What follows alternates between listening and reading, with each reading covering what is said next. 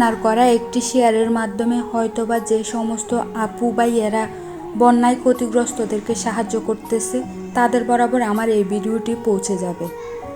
আমরা সবাই জানি নোয়াখালী, ফেনী, কুমিল্লা এই জায়গাগুলোর মধ্যে বন্যার পানিতে প্লাবিত হয়ে গেছে অনেক মানুষ।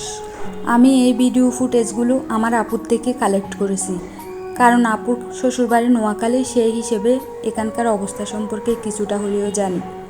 আপনারা হয়তো এই গ্রামটা সম্পর্কে জানেন না, তাহলে সেই হিসেবে সাহায্যটাও তেমনভাবে করতে পারতেছেন না। এখানে শত শত মানুষ পানিবন্দী হয়ে পড়ে আছে।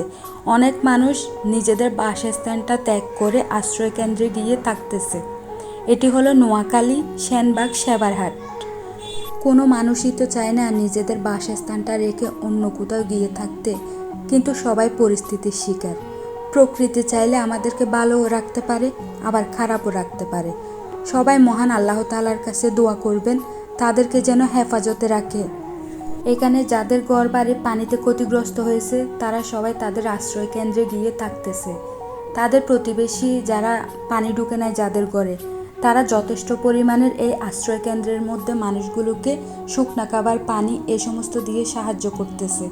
আমি চাই আমার এই ভিডিওটি আপনাদের যাদের কাছে পৌঁছাবে একটা শেয়ার করে অন্যকে জানার সুযোগ করে দেন। দেশের বিভিন্ন প্রান্ত থেকে গিয়ে বন্যায় ক্ষতিগ্রস্তদেরকে মানুষরা সাহায্য করতেছে। তো এই মানুষগুলোরও তো সাহায্য পাওয়া দরকার, কারণ ক্ষতি তো তাদের হয়েছে, যার যায় সেই তো বুঝে।